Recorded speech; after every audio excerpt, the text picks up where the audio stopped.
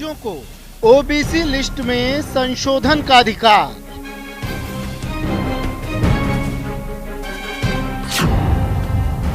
लोकसभा में पेश हुआ ओबीसी आरक्षण पर राज्यों को अधिकार देने वाला बिल। मैं अनुरोध करता हूं कि इसको यह है कि विधेयक को प्रस्तावित करने की अनुमति प्रदान की जाए।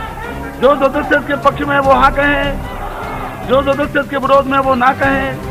मेरे विचार में निर्णय हाँ वालों के पक्ष में हुआ, हाँ वालों के पक्ष में हुआ। 127वां संविधान संशोधन बिल से राज्यों को मिलेगा ओबीसी आरक्षण पर अधिकार।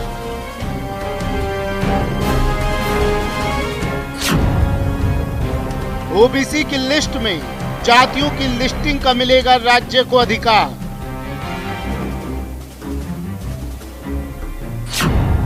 बिल के पारित होने के बाद राज्यों को ओबीसी आरक्षण के लिए केंद्र पर निर्भर नहीं रहना होगा। अध्यक्ष जी, गुजरात में पटेल, हरियाणा में जाट और महाराष्ट्र में मराठा आरक्षण का रास्ता होगा साफ।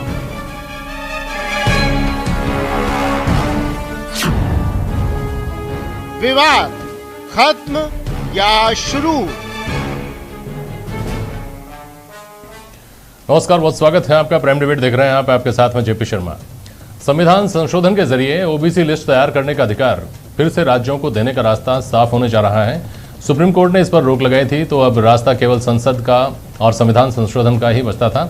अब सवाल यह है कि ये राज्यों को फिर से शक्ति देने का फैसला है, ये ओबीसी विवाद को राज्यों की तरफ फिर से मोड़ देने का फैसला है, ये ओबीसी में शामिल होने की महत्वाकांक्षी जातियों का रास्ता साफ करने वाला फैसला है, या फिर यह संसद सत्र में विपक्ष से घिरी केंद्र सरकार का वो दांव है जो विपक्ष के तेवर नरम करेगा। इन सवालों का जवाब अभी आना बाकी है। ये तय है कि मूल में राजनीतिक नफा नुकसान का गुणाभाग ही है। तो इन्हीं सवालों पर आज बात होगी प्राइम डिबेट में। सवाल है कि ओबीसी लिस्ट राज्य के दायरे में आने से क्या बदलेगा।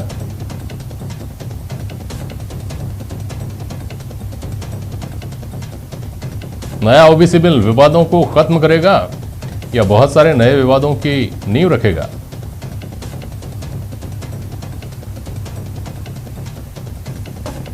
और क्या ताजा सत्र में विपक्ष के विरोध को नरम करने की नीयत से भी यह बिल लाया गया है?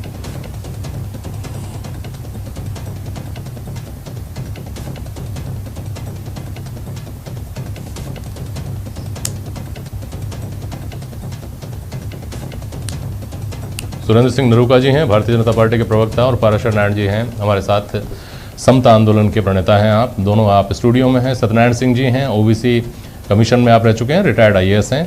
और आरसी चौधरी साहब हैं, कांग्रेस के प्रवक्ता। बहुत स्वागत करता हूं मैं आप सभी का। पाराशर जी, सबसे पहले आपके पास आ रहा हूं।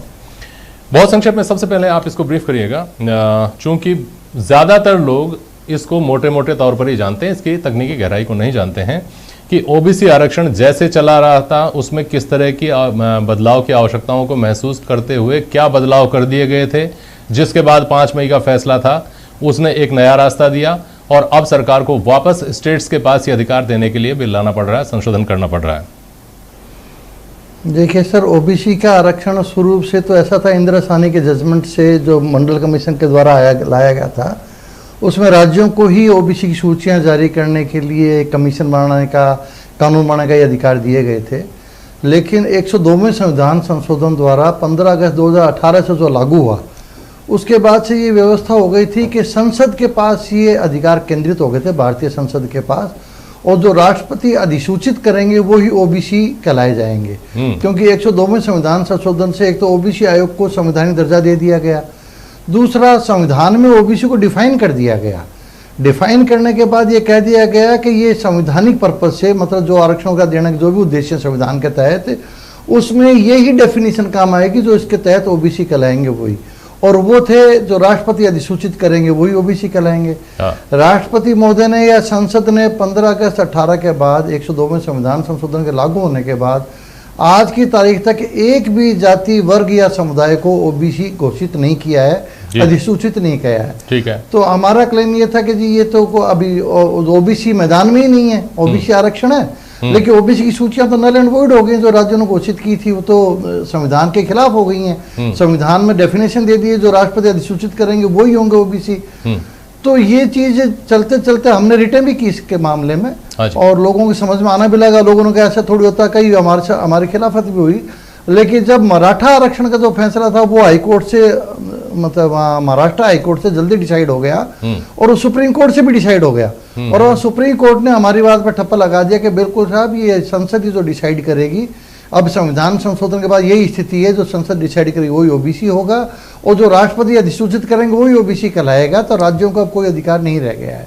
तो ये वास्तविक जो पिछड़े हैं, वंचित हैं, उनके हित की बात थी, क्योंकि केंद्रीय स्तर पर समीक्षा होकर के अगर वास्तविक पिछड़ों को, वंचितों को आरक्षण का लाभ दिया जाता है तो देश के भी हित में है, गरीबों के भी हित में, और जो वंचितों के भी हित में है। लेकिन अब राजनीति में वंचित और गरीबों की कौन सुनता है साहब। अब प्रेशर बनाया जा रहा था सरकार के ऊपर ये मराठा आरक्षण का आदेश आने के बाद से, तो सरकार को भी, अब केंद्र सरकार को आगे यूपी के चुनाव आ रहे हैं तो वो सरेंडर होगी केंद्र सरकार, और वो सरेंडर होकर के अभी संविधान संशोधन ले आए हैं, और राज्यों को दोबारा वही अधिकार दे रहे हैं जो इनको मतलब पहले 102 में संविधान संशोधन से पहले थे। ठीक। तो वो स्थिति हो जाएगी, राज्य अपनी सूचियां जारी कर पाएंगे। अब मेरे ख्याल से अभी देखते हैं कि संविधान संशोधन जो एक्ट पारित होगा उसके बाद देखेंगे, कुछ शब्दावली पढ़ेंगे तो क्या केंद्र की सूची अलग रहेगी, राज्य की सूची अलग रहेगी, क्योंकि अभी तक तो 102वें संविधान संशोधन से ओबीसी की बिल्कुल एग्जैक्टली वही पोजीशन होगी थी जो एससी और एसटी की पोजीशन है।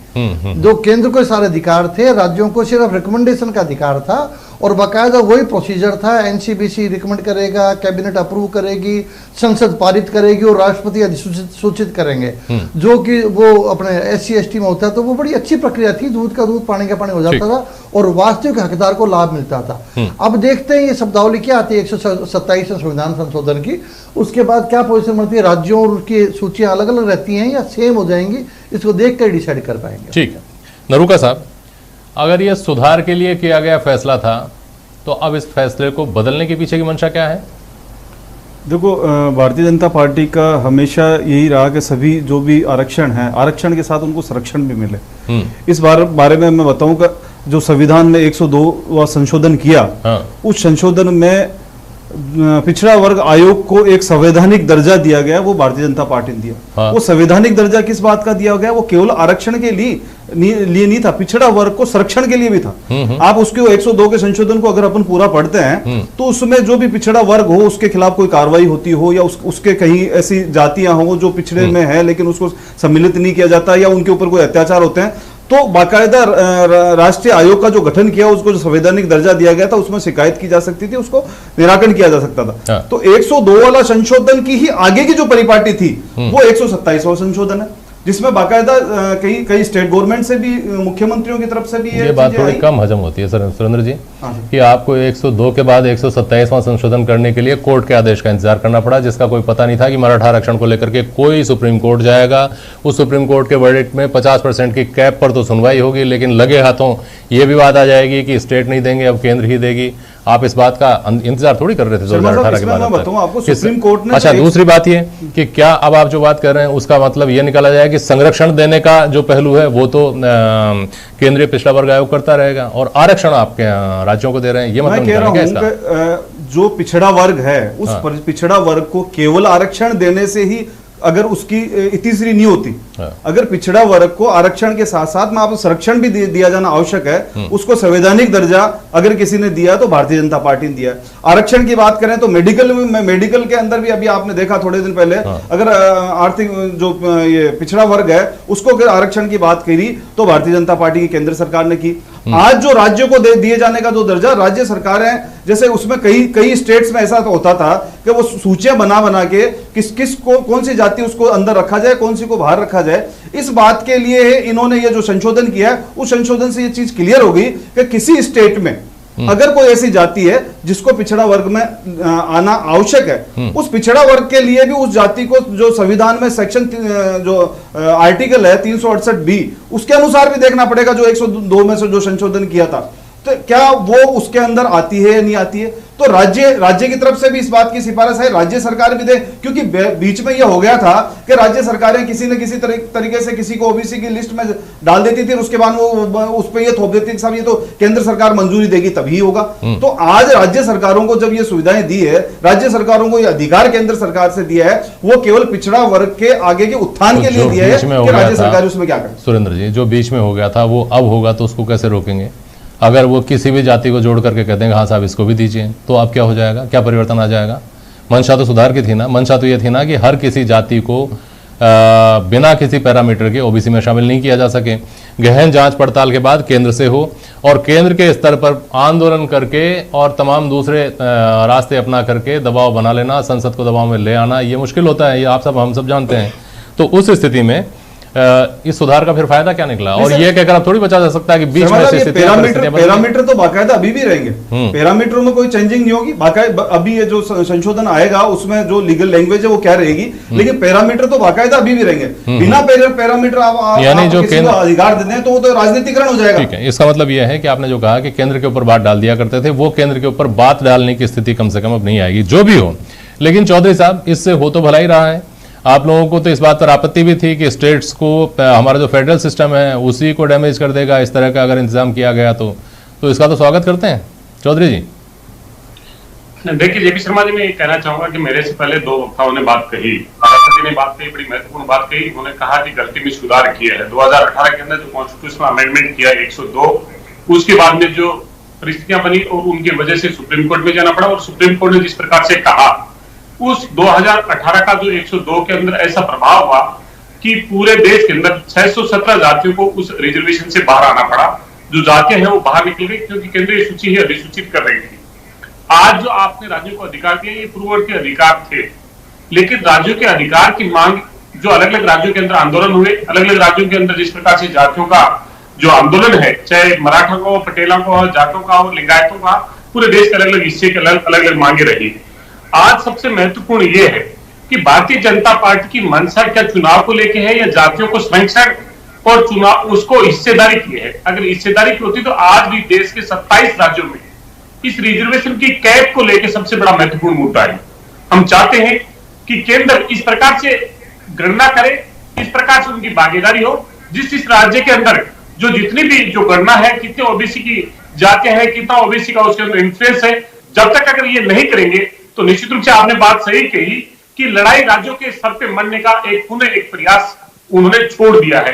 क्योंकि चाहे मराठा आरक्षण को लेकर चले तो मराठा आरक्षण का बेसिक स्ट्रक्चर यही था। क्या मांग है आपकी कि ये कैप हटा दी जाए? पहली बात तो 50% की कैप हटा दी जाए।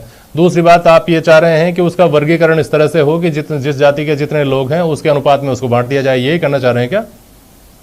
लेकिन निश्चित रूप से अगर 50% को आप नहीं उठा पाएंगे और ओबीसी का अगर प्रतिनिधित्व की बात करती है भारतीय जनता पार्टी, तो अगर किसी भी राज्य के अंदर ओबीसी की कैप कितनी है, ओबीसी की जनसंख्या कितनी है, उसी अनुपात में तो आप उसको रिजर्वेशन का प्रतिनिधित्व देना चाह रहे हैं ना। अगर आप उसके अनुपात में नहीं दे रहे हैं तो किस प्रकार से उसको संरक्षण हो सकता है और किस प्रकार से न्याय हो सकता है? ये मैं कहना चाहूंगा जो भारतीय जनता पार्टी के नेता बड़े मुखर होकर करें, हमने उसको संरक्षण देने का काम किया है। चौधरी साहब, केंद्र राज्यों की जगह अगर केंद्र निर्णय करे तो फेडरल सिस्टम डैमेज होता है। हम हमारे समाज को बांट दें कि इस समाज के इतने लोग, इनको इतना % नौकरी मिलेगी, इस समाज के इतने लोग, इनको इतना % नौकरी मिलेगी। इससे हमारा फेडरल सिस्टम भी डिस्टर्ब नहीं होता, हमारा सोशल सिस्टम भी नहीं डिस्टर्ब होता और हम बहुत तेजी से विकास के पथ पर आगे बढ़ते हैं। ये बात समझ में नहीं आई। लेकिन खैर, आपने एक बात चीज की डिमांड करता है और आप उसको छत पे बैठा दें, आप उसको एक हाइट पे बैठा दें और वो बात को भूल जाए और वो कहे कि मुझे नीचे उतारने लग जाए। ये काम भारतीय जनता पार्टी ने किया। आपने जो छीना और उसको देख के वाई लूटना चाहते हैं क्या? 2102 का संविधान संशोधन क्या कहता है? आपने भी सवाल उठाया, मैंने भी सवाल उठाया, लेकिन आप जो मांग कर रहे हैं, आप जो स्टैंड बता रहे हैं अपना, उस पर भी तो सवाल उठते हैं। मैं आपके सामने वो सवाल रख रहा हूं। और सत्यनारायण जी, एक मिनट, चौधरी साहब सुनिए। सत्यनारायण सिंह जी, ये बात केवल 50% की कैप हटा करके ऊपर जाने वाले रिजर्वेशन तक ही सीमित नहीं है, और कम से कम आज भले ही सीमित हो, ये बात आगे जाकर के जब ओबीसी की लिस्टिंग करेगी, स्टेट गवर्नमेंट अपने हिसाब से ओबीसी में शामिल करेगी जातियों को, तब क्या लगता नहीं कि एक भानुमति का पिटारा खुलेगा? जिन जातियों का वर्चस्व है, जिन जातियों का संख्यात्मक रूप से जो ज़्यादा है, जो प्रभुत्व वाली जातियां हैं, उन जातियों को या तो पहले से आरक्षण में, ओबीसी आरक्षण में शामिल किया हुआ है, या फिर उनको किया जाएगा। जो वंचित हैं, जो संख्या में कम हैं, जो इस तरह से संगठित होकर आंदोलन नहीं कर सकती हैं, जिनको वास्तव में दरकार है, उनका शामिल किए जाने का रास्ता खुलता है क्या इससे? नहीं, इसमें देखिए इंदिरा साहनी में बहुत स्पष्ट निर्णय दिया गया था कि स्टेट्स लिस्ट स्टेट बनाएगी और सेंट्रल लिस्ट सेंट्रल कमीशन बनाएगा स्टेट कमीशंस की राय के अनुसार। मगर सेंट्रल गवर्नमेंट ने इसको हटा करके स्वयं अपने आप ही सेंट्रल लिस्ट में जोड़ना शुरू कर दिया। अब जो सुप्रीम कोर्ट का जजमेंट है वो वापस वही स्थिति ला रहा है जो इंदिरा साहनी के अनुसार थी। अब इसमें जैसा आप कह रहे हैं ये होगा कि नई नई जातियां बन रही हैं। इससे यानी जो 140 जातियां मंडल ने की थी उसको हम ले आए थे 70 जातियों।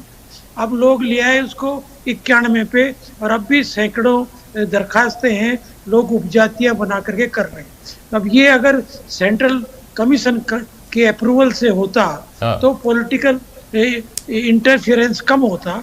अब ये होगा कि जैसा आपने कहा कि हरियाणा में एक जाति, गुजरात की दूसरी जाति, महाराष्ट्र की तीसरी जाति और आंध्र प्रदेश की चौथी जाति, ये सब जातियां आंदोलित होंगी और अब इनको पॉलिटिकल दृष्टि से जोड़ा जाएगा और नतीजा ये होगा आज जैसी स्थिति है कि टोटल आरक्षण को 5 या 10 जातियां खा रही हैं। बाकी जैसा आपने कहा कि राजस्थान में ही 40 ऐसी जातियां हैं जिनको आज तक कुछ इसका लाभ 1% भी नहीं मिला।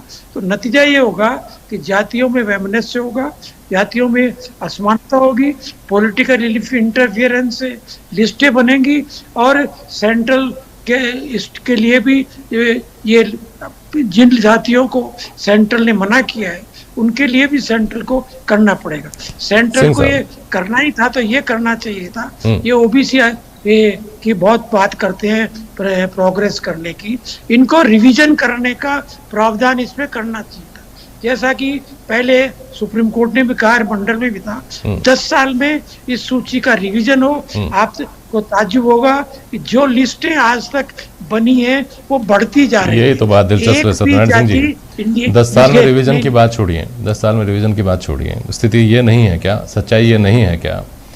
हम तो नॉन पॉलिटिकल लोग हैं, हमको ये कहने में कोई गुरेज क्यों होना चाहिए कि देश में ये देखकर किसी जाति को आरक्षण वर्ग के दायरे में, आरक्षित वर्ग के दायरे में शायद ही लाया गया होगा कि ये कितनी पिछड़ी हुई है, या लाया भी गया होगा तो हो सकता है लाया गया हो, लेकिन उन जातियों को जरूर लाना पड़ा है जो संगठित होकर के सरकार का विरोध करना जानती हैं और जो सेटल्ड वोट बैंक हैं।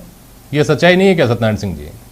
नहीं, देखिए छोटी जातियों को जोड़ा गया, इसमें कोई दो राय नहीं है। हाँ। मगर जो कंपैरेटिवली समृद्ध हैं, एजुकेटेड हैं, पॉलिटिक्स में टाफी है, एग्रेसिव है, उन्होंने सारा आरक्षण का लाभ लिया और अब असमानता इस लिस्ट में और हो गई। इसका क्लासिफिकेशन, सब क्लासिफिकेशन बहुत आवश्यक है, अन्यथा ये लिस्टों के का नतीजा ये है कि 5 या 7 या 10 जातियां अलग अलग स्टेट में वो इसका लाभ लेंगी।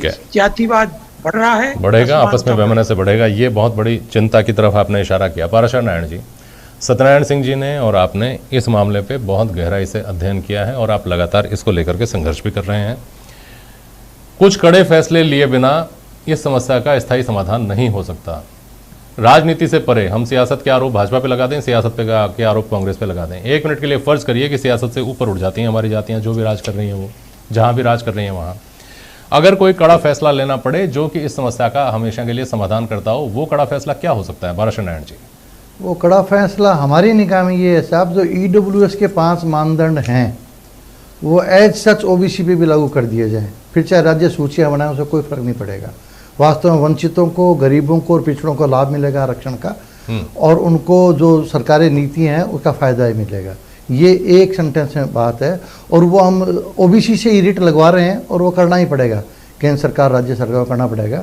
वो 500 मानदंड जो है एज सच अगर OBC पे लागू कर दिए जाए तो आज की तारीख में जो दबंग जातियां या दबंग और संपन्न लोग लाभ ले रहे हैं वो स्वतः बाहर हो जाएंगे और वास्तव में पिछड़ों को, वंचितों को, जो एक्चुअल में जो पिछड़े हैं, हकदार हैं, उनको लाभ मिलेगा। ऐसा ठीक है, और कुछ कहना चाह रहे हैं आप? मैं सत्यनारायण सिंह जी के पास जाऊंगा। पाराशर जी, इस मामले में और तो बस यही है कि जैसे पहले जो व्यवस्था की थी बड़ी अच्छी की थी केंद्र सरकार ने, लेकिन ये राजनीतिक दबाव में कर रहे हैं तो क्या कर सकते हैं, तो करना पड़ेगा। ठीक है सत्यनारायण सिंह जी, ये बात एक महत्वपूर्ण बात की पाराशर जी ने, क्योंकि अभी तक क्रीमी लेयर को विवाद था ओबीसी के अंदर। अब ईडब्ल्यूएस में अपने आप ही वो आरक्षण मिला ही क्रीमी लेयर के प्रावधान के साथ है, उसके साथ 5 अन्य प्रावधान हैं। इनको अगर लागू कर दिया जाए, इस रास्ते को कितनी उम्मीद कर सकते हैं इस रास्ते से हम, सत्यनारायण सिंह जी, अगर इस तरह का कोई रास्ता निकाला जाए तो? देखिए, इससे कोई फर्क नहीं पड़ेगा। जो अभी इन्होंने कहा कि ओबीसी में वंचित और गरीब जोड़े गए हैं, मगर ये लोग जातीय आधार पर जनगणना का तो विरोध कर रहे हैं। जब तक वो नहीं आएगी तब तक आप कैसे कहेंगे कि कौन तो वंचित है, कौन इकोनॉमिकली बैकवर्ड है, कौन सोशली है, कौन एजुकेशनली है। तो जो भी सेंसस अब आ रही है उसके अंदर नहीं, ये सिंह साहब सुनिए, ये आप उसको जोड़ने के पैरामीटर्स की बात कर रहे हैं, ये बात कर रहे हैं कि जोड़ लिए जाने के बाद ये एप्लीकेबल होना चाहिए। जाति को जोड़ लिया आपने उसके पैरामीटर्स के आधार पर, जब आपने जोड़ लिया तो पात्र व्यक्ति को मिले और अपात्र व्यक्ति को या कम पात्र व्यक्ति को उसी अनुपात में लाभ मिले, उसका रास्ता और क्या हो सकता है? इसी तरह का कुछ रास्ता निकालना पड़ेगा। उसका रास्ता 2 ही हो सकते हैं कि पहले तो एक्चुअली में मालूम तो पड़े कौन वंचित है कौन नहीं है, कौन गरीब है कौन नहीं है, किसको लाभ मिला किसको नहीं मिला, ये तो मालूम ही नहीं है आज की तारीख। केवल अनुमानों से चलते हैं। मैंने तो लिस्ट है, ये रिपोर्टें बनाई है 6, केवल लोगों से पूछ करके, बात करके, देख करके ही होता है। कोई डेटा तो है नहीं। सुप्रीम कोर्ट कई बार कह चुका है कि डेटा लाइए। नागराज में कहा है कि आपको अगर रिजर्वेशन करना है तो डेटा इकट्ठा करिए। आप SC ST में भी क्रीमी लेयर की बात इसीलिए नहीं चल पा रही है। और ये आपके और पाराशर नारायण जैसे लोग, पाराशर नारायण जी हैं, ऐसे लोगों के सामने की चुनौती है जो हमारे राजनीतिक मित्र हैं, इनके जो राजनीतिक दल हैं, जो सरकारें हैं, उनकी चिंता मुझे लगता है कम है। उनकी पहली चिंता ये होती है कि विवाद पैदा नहीं हो, पैदा हो तो मेरे ऊपर उसका ठीकरा नहीं फूटे, और जहाँ तक हो सकता है अगर कोई नया कदम उठाना है तो उसका अधिकतम लाभ जितना लिया जा सकता हो उतना लिया जा सके। खैर, किसी भी इस तरह से हुआ हो, लेकिन ये मानकर चलना होगा कि बड़े तादाद में लोगों की यह डिमांड थी, राजनीतिक दलों की भी डिमांड थी कि ये वापस राज्यों के पास से अधिकार जाना चाहिए। बहुत शुक्रिया आप सभी का आज प्राइम डिबेट में शामिल होने के लिए। आज के लिए बस इतना ही। नमस्कार।